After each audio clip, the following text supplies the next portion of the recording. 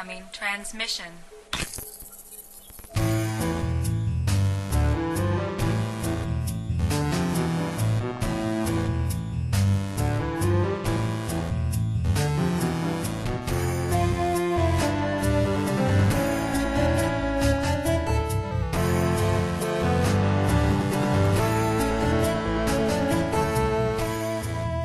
Good morning, everyone, and welcome to Big Giant Head Podcast, the podcast where I talk about working on Savage, the Shard of Gosen, and other, probably personal, junk. Warning to sensitive ear holes. I try to keep it clean, but I do make with the swears.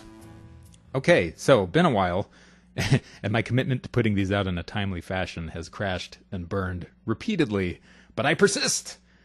We march forward, ever onward, and I'll try to do a better job in the weeks ahead. My initial goal with this was to try to put one out every Wednesday, but sometimes, most of the time, that just doesn't happen. But yeah, we'll see. We'll see if I can get back on track. But anyway, getting right into it. What's been going on with me lately? So I've been hitting the gym harder. My wife, who's a personal trainer, has put together some other pretty challenging exercises to try to help get me back in shape, which helps with all kinds of stuff. I mean, chief among them, just the general sedentary lifestyle of sitting here working on the game and everything.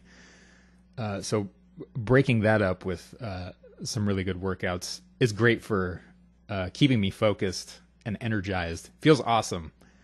I have run into some weird health issues concerning productivity and stuff like that. But we'll get into that later when I talk more about the development side of things and how everything's been going on that front. But yeah, the gym's been feeling pretty awesome. Been taking my phone down there with me and watching some shows while I do like cardio on the elliptical machine and stuff like that. And that helps cut down on the misery of the whole damn process.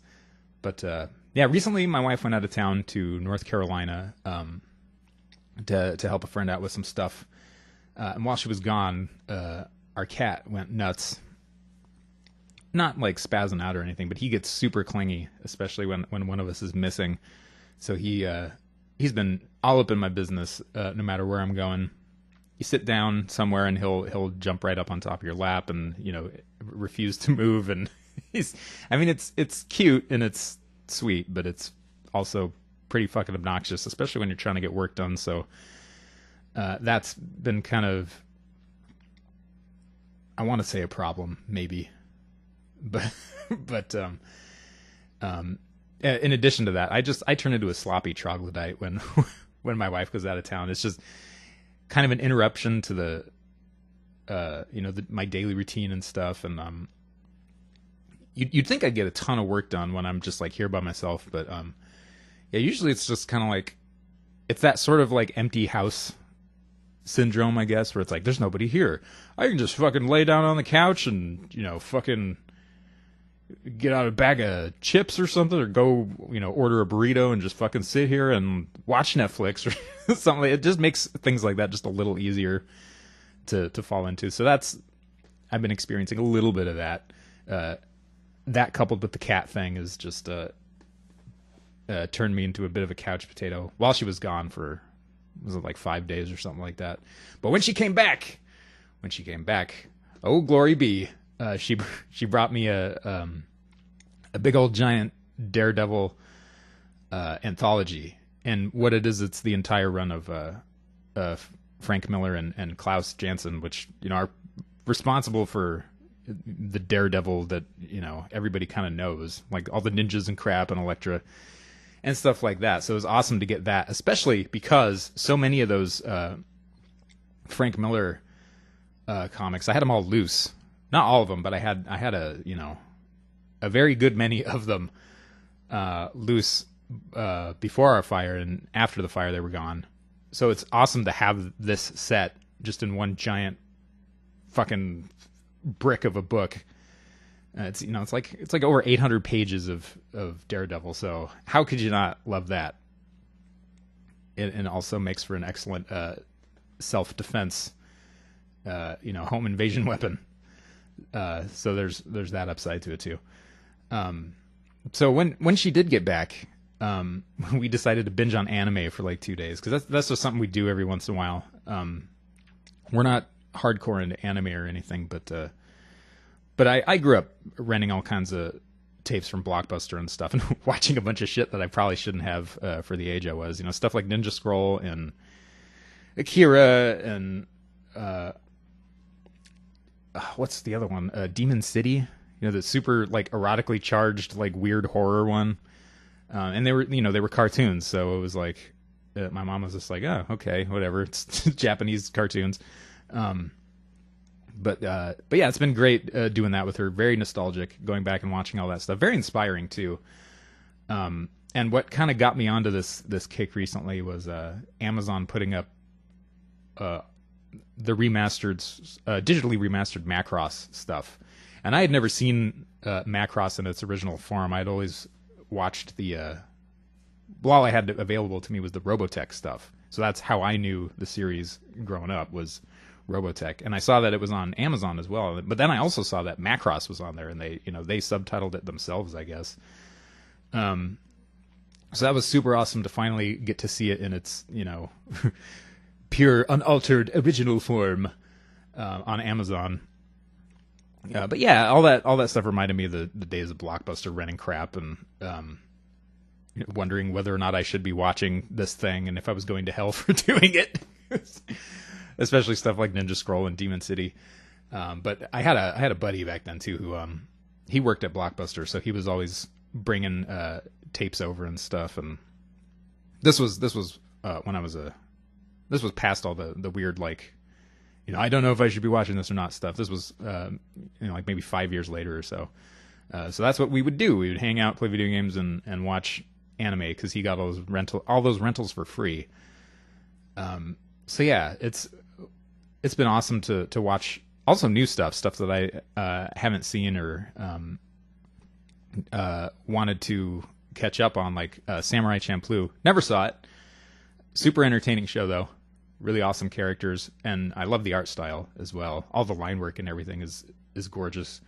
But we recently watched Memories by Katsuhiro Otomo of Akira fame. And it's like a kind of a little mini anthology thing. It's like 3 different stories from, I guess, short manga that he did. But the first one, Magnetic Rose, is freaking awesome. It's like a sci-fi sort of horror themed kind of thing. It reminded me a lot of like Alien and stuff like that, with a little bit of like maybe Blade Runner, and just gorgeous. That guy too. Just, I've always marveled at his artwork. His ability to come up with and engineer and draw mechanical things and architecture. Which is something I'm super jealous of. Like, I struggle with, multi-point perspective and stuff like that, but just, he makes it look easy, man. He makes it look easy. So we watched that. I showed her Record of Lodoss War, because she had never seen it. And I remember not particularly being too excited about it when I originally watched it. Yeah, I had a big old clunky VHS set from Suncoast Video.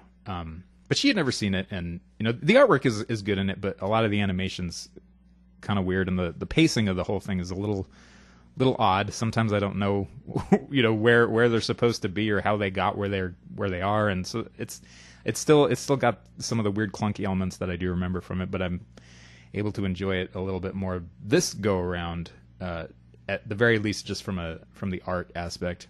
It's still gorgeous looking, but yeah, also Otaku no Video, which I had never watched, and I've been binging on. Whenever I watch YouTube channels, I usually binge watch them, because I'm usually working on Savage or something, so I have it like open on another monitor and I just have it playing in the background. But recently I've been going through all of the Happy Console Gamer stuff. I love that guy, man. He cracks me up. He's just incredibly optimistic about everything, and just has a very good presence. And one of his videos, he talks about Otaku no Video, and I was like, what the heck is this? I've never heard of this. I want to watch this. Just the subject matter, which is like a couple guys in college one of them is big into tennis and kind of just like a trendy sort of socialite, I guess. And the other dude is a straight up like anime enthusiast, hardcore anime nerd guy. And they run into each other, and he starts to get his tennis playing friend addicted to anime, and the guy just kind of goes off the deep end with it. And so yeah, just that aspect alone, I wanted to watch it. And it's weird too. It's like intercut with live action portrayals of other kind of hardcore anime nerds. They're like in an interview style format, and I don't know if they're real or if they're scripted. They feel kind of scripted. Some of them feel pretty genuine, but I don't know. That's something I'd have to read into. But yeah, super entertaining stuff.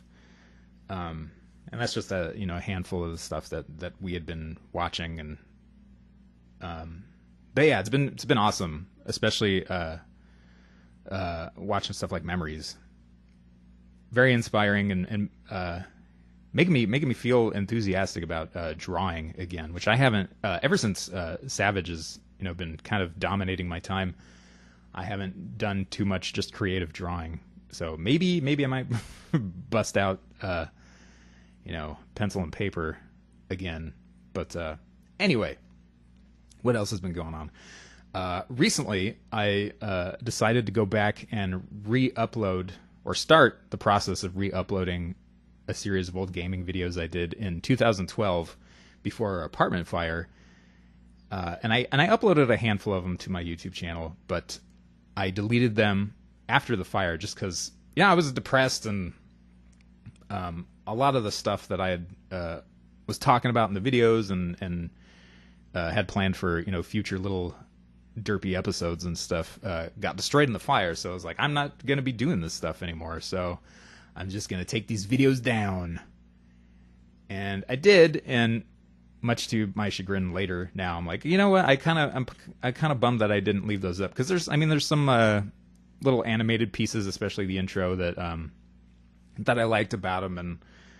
And mostly the goal with them was to just kind of get better at video production and editing and stuff, and have a little fun with it, talking about my gaming hobby and stuff. And so I've just been like, what the hell, going back, re-uploading it, stop being a pussy about it, and fix my mistake of taking them down in the first place, I guess. I don't know. If nothing else, it'll be an interesting sort of time capsule to go look back on and see where I was mentally at the time I put those together and uploaded them. So yeah, there's that. But speaking of games, what have I been playing? Last podcast, I had talked about playing World of Warcraft and how I had that Blizzard fever, but I think I've since gotten over that, which is funny because it was like it kind of, my enthusiasm for the game kind of died down right as Legion hit, and people are going crazy about Legion, and rightly so, man. They've pulled out all the stops for that expansion, as far as storytelling and art and things like class identity and stuff. My Orc Warrior feels really good to play in it, but I've only really played a couple hours of Legion since it was launched, and I forget when it came out officially, but it's been out for at least a month. So I did pick it up, but I hardly fucking played it. But the bit I played was great, but I don't know, like I kind of lost my steam on it, It's like I dipped my toe in it and I ran away. I was like, oh, this feels kind of interesting. It's like, how about you jump all the way in? Yeah, maybe we'll kind of get waist deep in it. No, I got to go do something else. And just, jumped out of the pool and ran away. I think part of it too was a guild that had invited me. And I mentioned this on the last podcast too. I'd been playing with some people that had invited me to their guild, and it was pretty fun. But things got a little weird with one of the members, and I just decided, I don't have fucking time for this, man.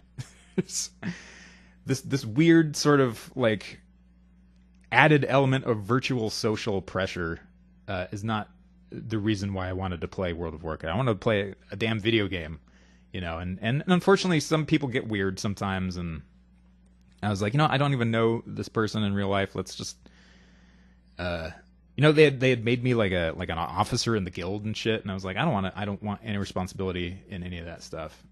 So it was just weird. It was all kinds of unusual, and you forget that, you know, since you're in this sort of virtual setting, playing with other people and stuff, you forget that, you know, they are other people on the other end of that, and people can be weird with each other. And, you know, when that stuff starts to come up, you're just like, or at least I am, I was like, adios, see you later. So that was kind of, by the time Legion came out, I was just kind of like, yeah, no, this multiplayer online game, you know, is now a game that I am playing solo. So what's the point? Almost. Not to say that there's not, you know, some fun to be had just kind of running around by yourself and attempting to play it as a sort of single player RPG experience. But yeah, just kind of put it down. But what I've really been back into lately is you know, refueling my old school gaming junkie habits. What was it? For my birthday, my wife had picked me up a gift card to Game Over Video Games, which is a video game retail chain here in Texas. I think they've got well, they have 2 stores here in Austin, but I think they've got a couple other stores in a couple other cities in Texas, and I think elsewhere as well. But they deal in used games. That's like pretty much it, I think. I don't know if they get new stuff in or not, but most of their stock is older stuff. Like they've got a bunch of Atari games, like 2600 games, and a Nintendo, Super Nintendo, stuff like that. So I finally went down and used my gift card on some stuff. Picked up the Xanadu and Astronax. Astronax in particular. It's not the best game ever, but it's one that I used to play all the time as a kid. So it was kind of nice to pick that back up again. So I've been playing, you know, little bits and pieces of 8-bit junk, especially since my buddy Tom, after our fire, he sent me his old Nintendo and a stack of his games. So that was awesome. And I had since cleaned up the Nintendo, and you know, it works gloriously. Like you just plug a cartridge in and it just works from the get-go. So also Dragon Warrior, he sent me his copy of Dragon Warrior, and that's like a huge comfort blanket to me. Just sit down and play Dragon Warrior and just, you know, kind of grind away on it for like an hour or so. It feels awesome. It feels great. We also found an Amazon gift card that we hadn't used. And my wife was like, yeah, here, just, you know, buy some games. And she had some requests too, specifically God of War, which is a series that she has never played through, but she's been super interested in checking out. So we grabbed that on Amazon. A couple other things too. Primal. I picked up Primal from Game Over Video Games, which I thought that she would enjoy because it's kind of a, you know, weird kind of heavy metal gothic action adventure game with an art style that I thought she would appreciate, and she's been playing that a little bit and enjoying it, and it's very heavy on the narrative, which she likes too, and we both dig more story driven stuff, probably her more than I do, but so that was pretty cool to pick up, especially since a lot of those PlayStation 2 games are still cheap. A lot of retro prices have been skyrocketing, and it's kind of frustrating, especially if you want to pick up stuff that you used to have or that you lost or whatever. You got to kind of pay an arm and a leg for some of this stuff, which is annoying, super annoying. But on Amazon, thanks to our gift card, I was able to track down some decent stuff for a reasonable price. Tenchu in particular, I have been craving Tenchu for like what feels like a year. Like every once in a while, it just creeps back up. I was like, I want to play fucking Tenchu. I want to, you know, run around in a 3D space as a ninja guy doing stealth kills and stuff. So picked up Resident Evil Director's Cut, which, speaking of uploading those old videos that I had previously deleted off of my YouTube channel, one of those or a series of them, was on the Resident Evil Director's Cut edition of the game, and I'd never finished it then. If you go back and watch it now, you can get my stupid little Resident Evil story about originally playing it and renting a PlayStation and not having a memory card to play with it, so having to go through the game without a memory card is freaking brutal, man. But since then, I hadn't touched it, and when I was doing those old videos for the YouTube channel, I decided to pick it back up again and play it and try to conquer it. Of course, I didn't before the fire, so I lost my copy. So I have it again now. I have it again. Third time's the charm, maybe. I don't know. But wouldn't you know it, I forgot to pick up a memory card. From Game Over Video Games, we did pick up a PlayStation 2 with a PlayStation 2 memory card, but I had completely forgotten that playing PlayStation 1 games on the PS2, the PlayStation 2 memory card will not save PlayStation 1 games. So you need a PlayStation 1 memory card to save your PlayStation 1 video game in progress. So I forgot to pick one of those up. So I'm kind of in the same spot again with Resident Evil. So it's come full circle. But anyway, what else did I pick up? Devil May Cry and Castlevania Lament of Innocence. I don't know, maybe it's the time of year. A lot of these games are kind of on the spooky side. So getting ready for Halloween all over again with some good old scary and or spooky games with some kind of horror bent or theme to them. So I'm excited to play a little bit of those. I have been playing some of the the PS2 ones that we picked up. So that's been fun. All these two I used to own, which is kind of a kick in the pants when I think about it. I'm like, I already fucking paid money for this, damn it. But it feels good to get them again, and it feels good to play them and remind myself why I am working on Savage, because I love playing video games, and I like creating things, so it's kind of the perfect situation to be in. But anyway, speaking of making Savage, let's move on to game development. What's been going on in the realm of game development since the last time I recorded one of these podcasts? Over the past month, starting at least a month ago, I put out an updated demo of Savage, the Shard of Gosen, on Game Jolt and IndieDB to replace the now, 2-year-old alpha version of the game that was available to everybody. And by comparison, that version was almost like a prototype. This feels like a brand new game. Now you're gonna, if you decide to go out and try it, you're gonna be playing, somewhat completed versions of the introductory levels and areas and stuff. There's still a lot of stuff missing in it, but it's a pretty good indicator of how the finished game is gonna wind up feeling like, what it's gonna look like, how it's gonna play, all that stuff. And that's been a pretty crazy experience so far. I've gotten lots of good feedback, some weird feedback, which is kind of interesting to talk about. You get some people who are like, I like to call them the "I don't like swords" argument, where they'll play the game and they'll be like, I don't like this. This is, and it's because like there's a certain way that the game is intended to be that they kind of argue about. I liken it to maybe you're going into a pizza shop, right, and you order a pizza, so that they make the pizza for you, and the guy brings you the pizza, and it's like, here you go, buddy, and then the person's like, you know what, I don't like pizza. Can I have a cake or something instead? And it's like, why the fuck did you come into the pizza shop and order the pizza? Not only that, but there's a cake store right next door to the pizza shop. It's like, if you want cake so bad, go get cake.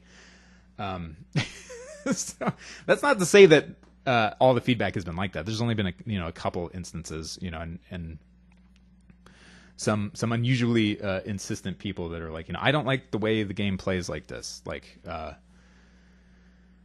which is kind of silly to me.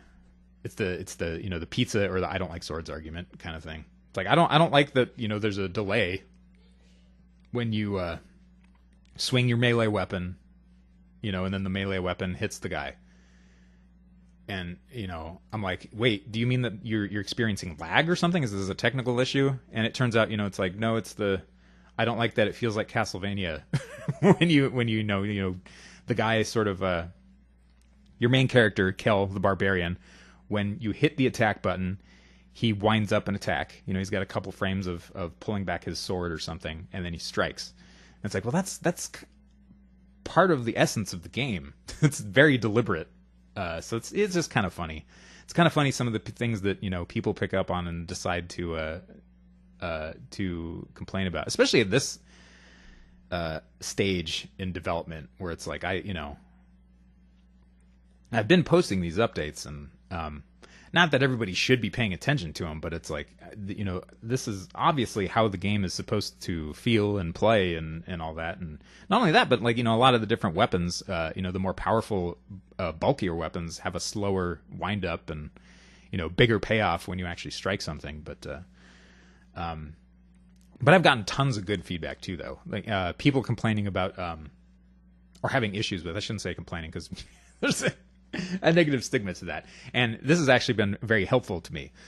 People having issues with the bat enemies. There's a few bats in the introductory sort of mining prison area, and I can see where they pose a problem with, you know, a brand new player that's not used to gameplay yet, having these, you know, kind of small agile creatures flying around that are, you know, maybe harder to hit for somebody who hasn't gotten used to the combat yet.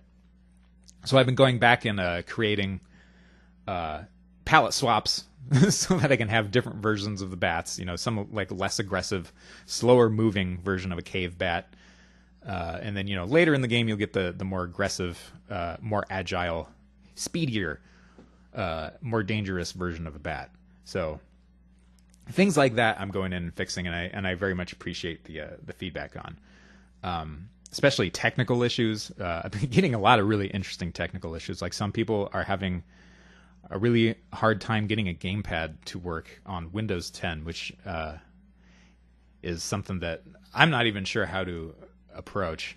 I did play the game on my wife's laptop, which is a Windows 10 machine, and I couldn't get the gamepad to work on there either. So I was like, oh, shit.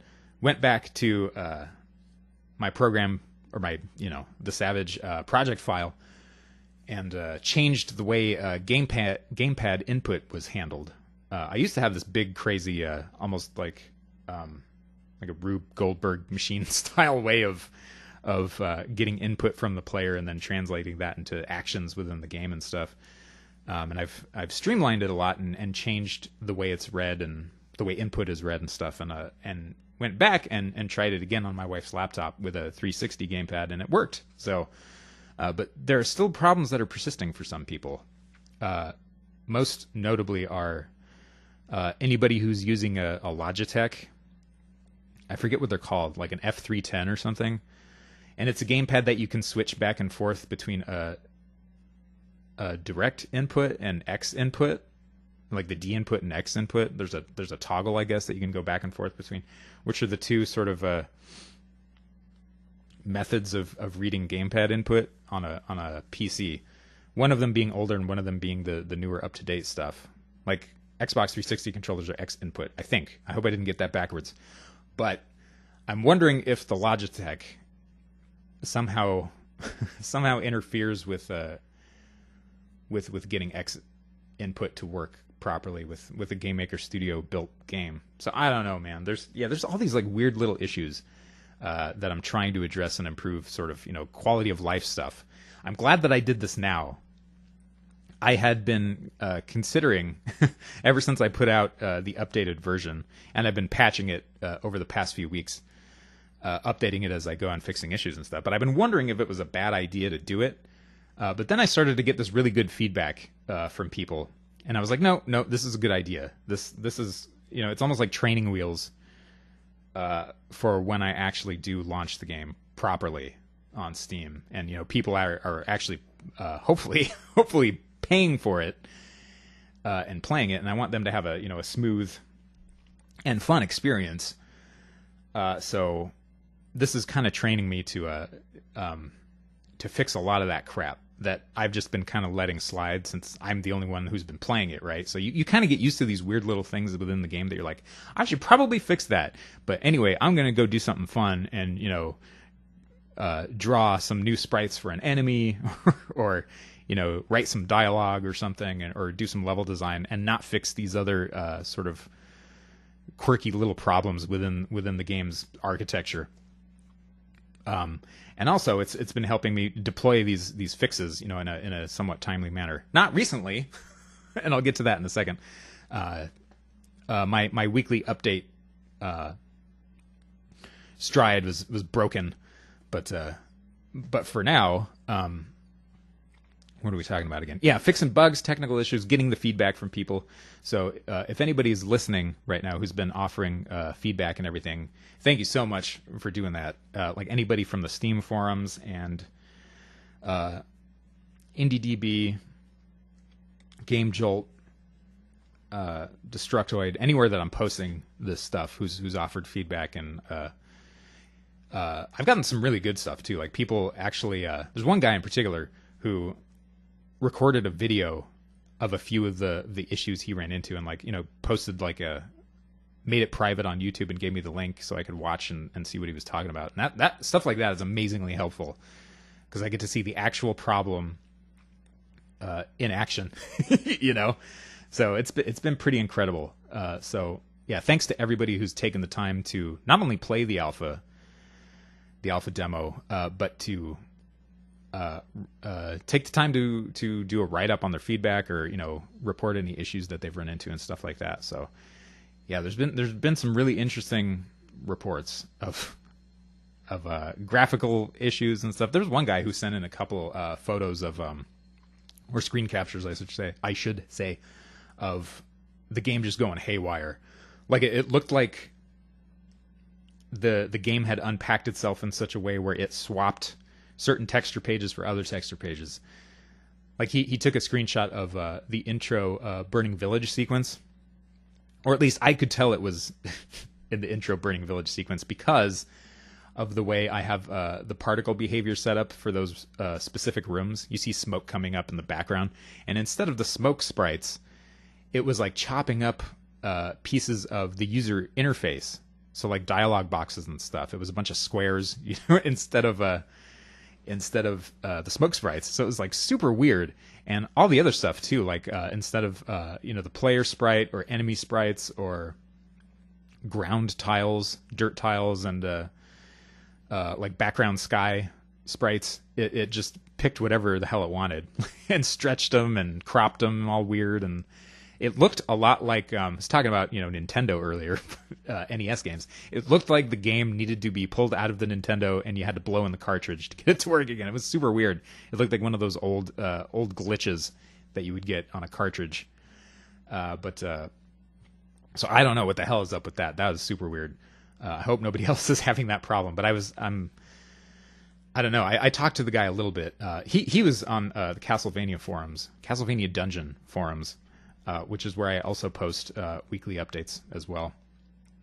And those guys are awesome, and they've been super helpful with feedback as well. But for that guy, sorry, I don't know what's going on there. Super weird. Yeah, overall, a very positive experience so far. Good practice for when I actually launch the game. But yeah, I haven't updated in about 2 weeks. Partly because I'm trying to reorganize everything and get to a point where I am updating on Fridays now instead of Sunday. Sunday just started to feel kind of weird, and I don't know. I didn't like it. Friday, it just feels psychologically like a better day to kind of put a bookend on something.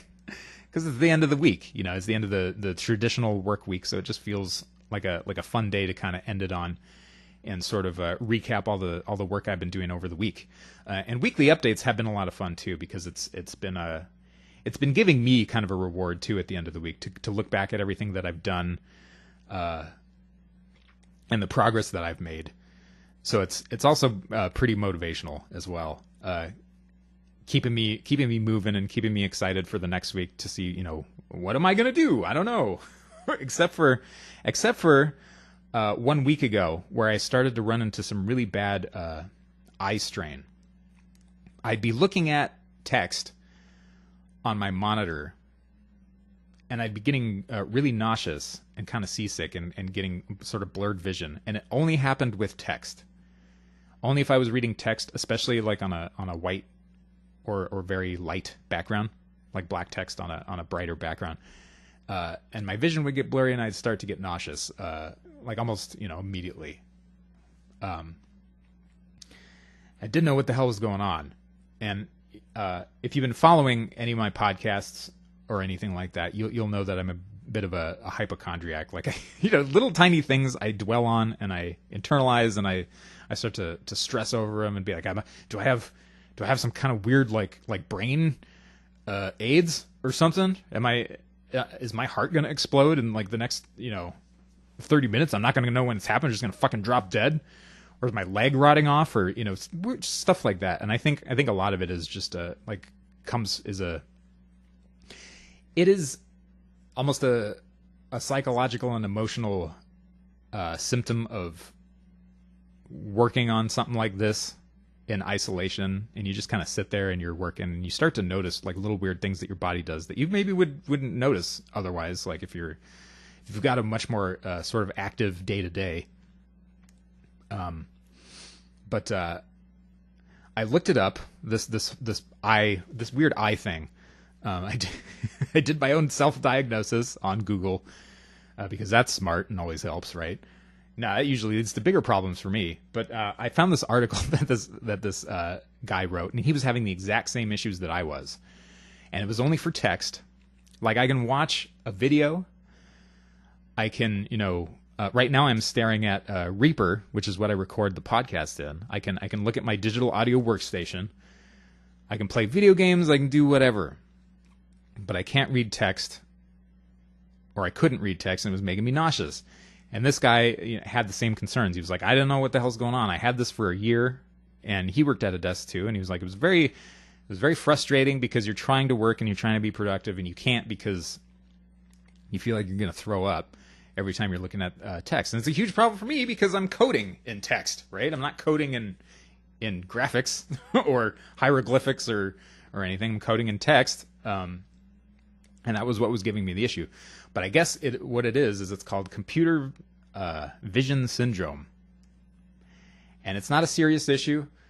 It's a serious issue as far as productivity goes, but it's not, it doesn't have any huge impact on your health or anything, as far as studies are finding. But what it is it has something to do with... now, I'm no scientist, okay? I am no scientist. I'm no doctor, obviously.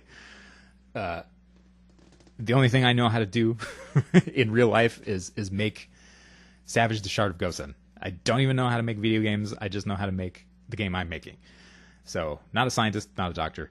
But as I understand it, as I understood what I read, what I extrapolated from all this, was it is mostly an issue with modern monitors, like high definition monitors and stuff. It doesn't seem to be an issue with like old like CRT monitors. And what it is like the progressive scan on a monitor. You got 1920 by 1080 pixels, and your eye doesn't have anything to focus on, and it's got like a whole bunch of these little pixels that it's trying to pick out of this big sort of image, I guess, and it's trying to find something to focus on, and it's like focusing and refocusing, and that's what kind of causes the blurred vision, I guess, and causes you to feel seasick. So I was looking at this stuff, and what guy had suggested was, and this is all stuff that he learned as well, was he listed a bunch of exercises you can do, like focusing on something far away for a number of seconds, and then focusing on something very close to you, like you hold up your hand or something and you focus on your finger, and you do that back and forth a few times, and just all kinds of little tricks that you can do. What really helped me, so if anybody else who's listening who has an issue with this, what helped me was getting a super freaking bright light to just blast the shit out of everything in my room. Like daylight, color temperature light. And that has pretty much fixed the issue. I do wear glasses, so there could be an issue of my prescription starting to become, out of date. So I got to go do that. But for the most part, the lamp has just been illuminating everything in the room, and it's pretty much eliminated my nausea when reading text, which is fantastic because I was very worried and also very frustrated because when your body's not participating and doing what it's supposed to, your productivity just goes through the floor. Like you're just like, no, I can't do. I'm gonna go lay down because I feel sick. But yeah, that was the kind of the past week and a half that had been going on. But picked up this lamp from Amazon, actually from Amazon Prime Now, which is Amazon's sort of delivery service. I found that they had one of these lamps that I was looking for in one of their local warehouses, so they were just able to drop it off in an hour of me ordering it, and put it together, turned it on, blinded myself originally because you're not supposed to fucking look in the light when you turn it on. But yeah, super bright, awesome light. Not only is it helping me with the computer vision syndrome thing, but it's making me feel a lot more alert and energized, like I'm outside or something. So it's great for that. I'm very happy with it. I forget what the hell it is called. But let's see here. Let me look it up real quick. Work lamp. What is it called? I don't know. I don't want to sit here and not say anything for several hours or whatever. Well, I'm trying to fucking find this lamp, but I'll post it in the show notes or something. But yeah, great fucking lamp for doing anything, in a sort of chained to your desk sort of situation. So yeah, that's all but eliminated that problem. So as I said, yeah, I'm going to change weekly updates to Fridays. It just feels better, and where I can possibly deploy a demo patch to the live demo that is now on Steam and everything else. I've also been working on music, which feels great. It's kind of a nice change of pace. It's great when I'm working on something in Savage and I'm getting kind of burnt out on it. There's about 100 other disciplines I can deploy. If I'm getting tired of coding user interface stuff, I can go do a palette swap of an enemy or something, or create a new weapon, or work on music, create a new music track or something. So the newer track that I recorded is probably going to be the standard for which I go back and redo the older tracks that still need another pass on them, another pass or two. But the effects and instruments that I'm using in the newer track is perfect. You'll hear it you've already heard it at the intro to this podcast, which is where I'll stick it. But yeah, using Reaper, can't say enough good things about Reaper. Talked with someone recently. She wanted to do a podcast, and she was using Audacity, and her mic was super quiet. And I've always had a huge problem with Audacity. I've never liked it. But I've been spoiled. I've been spoiled on stuff like Innuendo and Cubase and stuff, and now Reaper. So Audacity just kind of drives me nuts. So I was like, you know what? Just drop the Audacity. Just don't use it. Here, use Reaper, because Reaper is free to a point. Like it's they're very accommodating with their licenses. and purchasing a license. You can get one for very, very damn cheap, especially for what you're getting out of the package. But you can also use it on a trial basis for pretty much ever, restriction free. So great piece of software to look into if you're going to be doing sound effects or music or anything like that. And I use Reaper for everything audio related. But anyway, what else am I working on in the game? Lots of quests and NPC dialogue. Now, designing a quest is harder than I would have thought, but it's coming along okay. I'm trying to figure out how to guide the player through a quest. So right now, one of the issues that I tackled was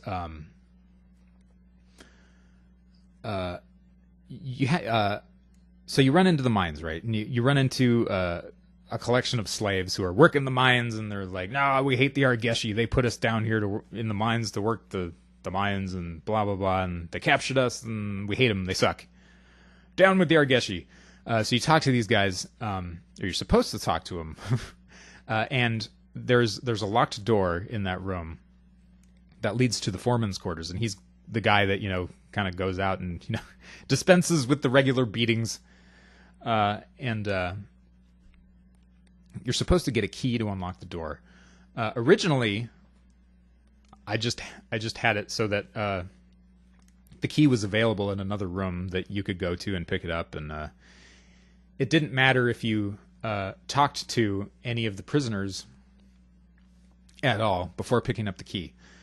And you could just go right over to where the key was and grab the key and go unlock the foreman's quarters, kill the foreman, get another key that unlocked a door to the lift, and the lift takes you out of the mines and eventually out into the wide world where you have the rest of your adventure.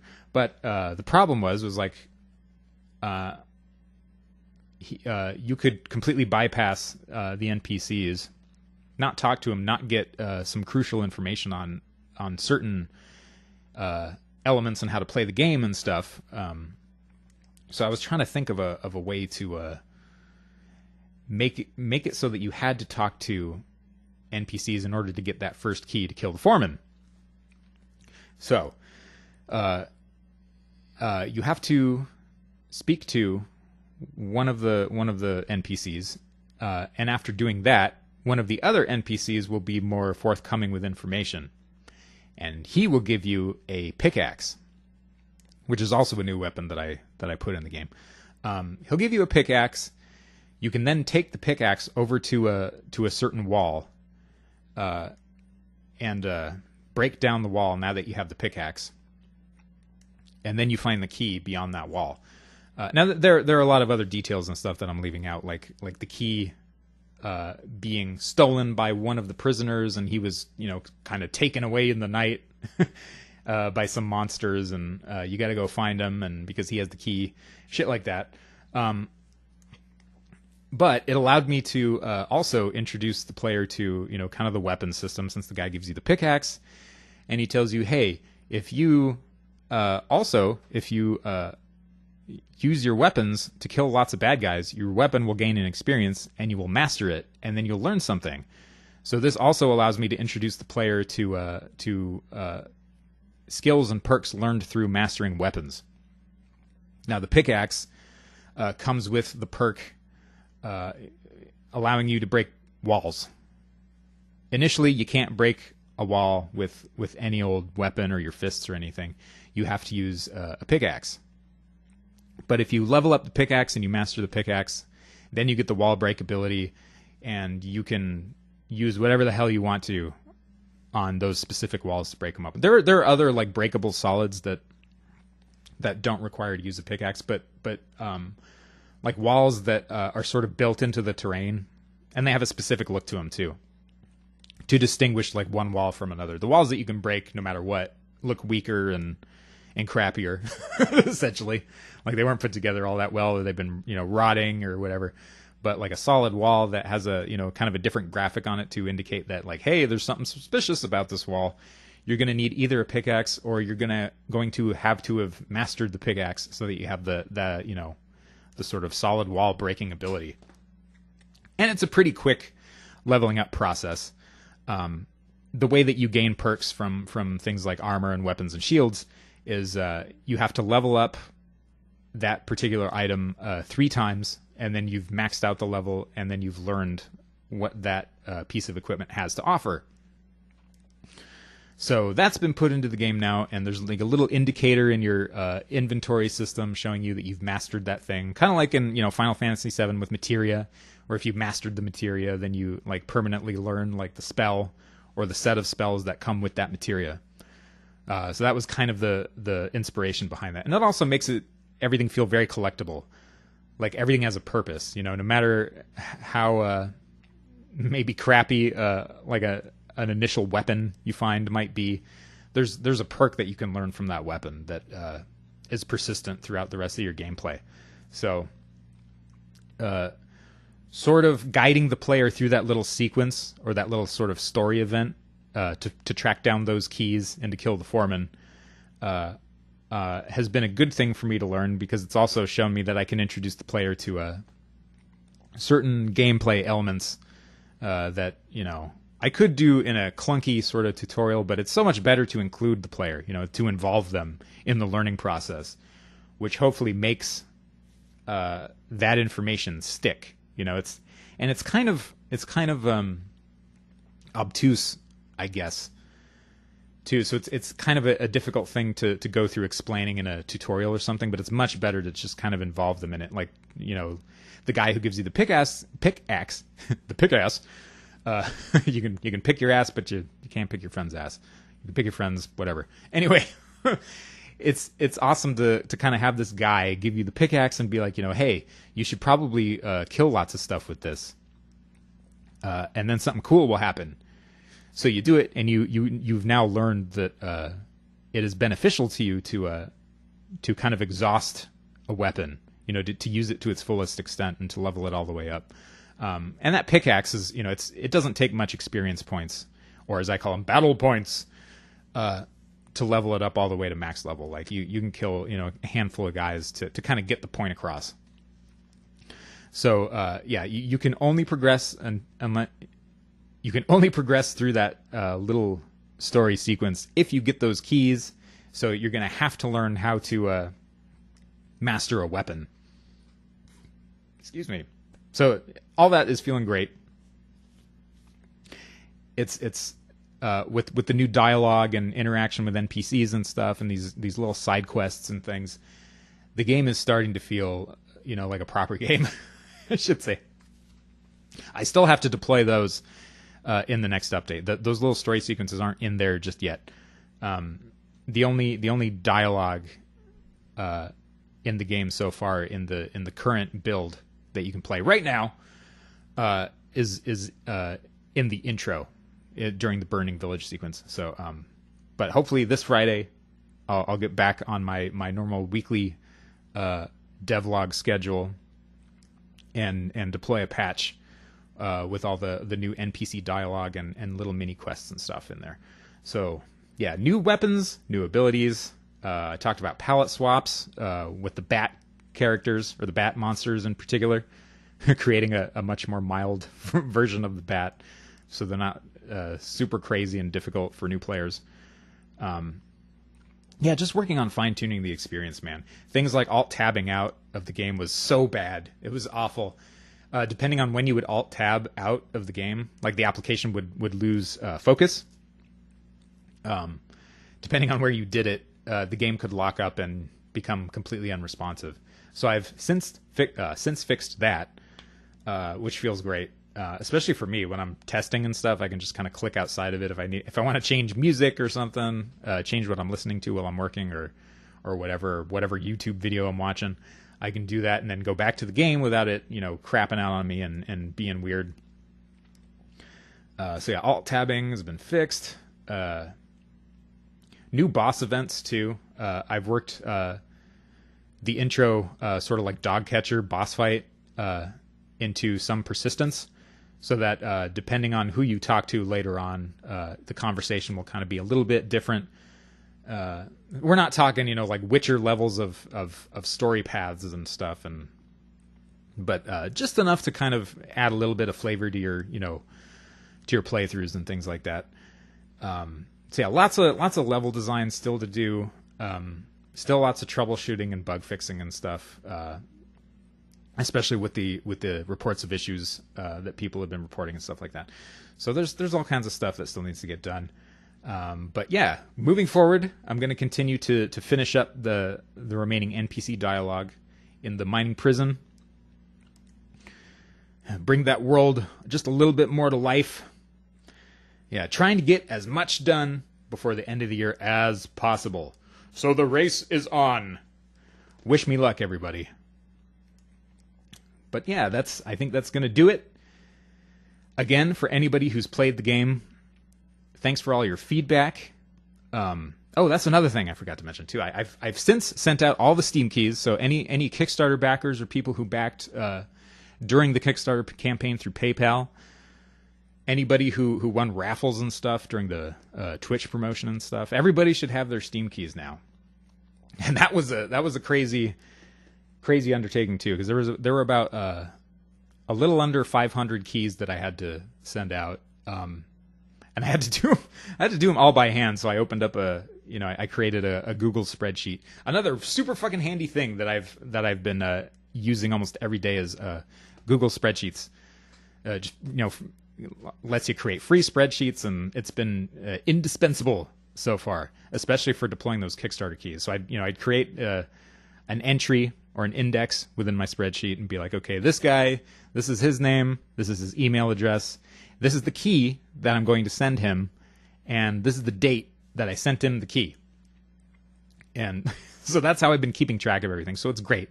So if you ever need to, there have been a couple people that have messaged me and been like, hey, I didn't get my key. So I can go and I can check, which key they've been assigned on my spreadsheet, and I can send it to him again because, maybe I fucked up in the email, which is very likely since I had to do all those one at a time by hand. So I'm sure I messed up somewhere. And in fact, I did mess up somewhere in a few instances because there've been a few people who have messaged me saying they didn't get their key yet. So yeah, those anybody who backed the Kickstarter, or when the Kickstarter was active, they've gotten their keys, and with those keys, you can play whatever build is live on Steam right now. And that's only for people who have those keys too. They're beta override keys, they're called, and they will grant you access to the game regardless of its release state. And its release state, being that it's not out yet, you can just play whatever build that I've uploaded into Steam right now. So there's that as well. But as I said, trying to get as much done before the end of the year. That's kind of my goal, is to just see if I can wrap this thing up here pretty soon. So wish me luck. Everybody, thanks for your feedback. Everybody who's played the game and who's given me a feedback and for reporting the issues. I appreciate it so much. Thanks for listening. And to you, good luck, everybody. If you're working on something, you got a project in the works, take care and go make some rad stuff.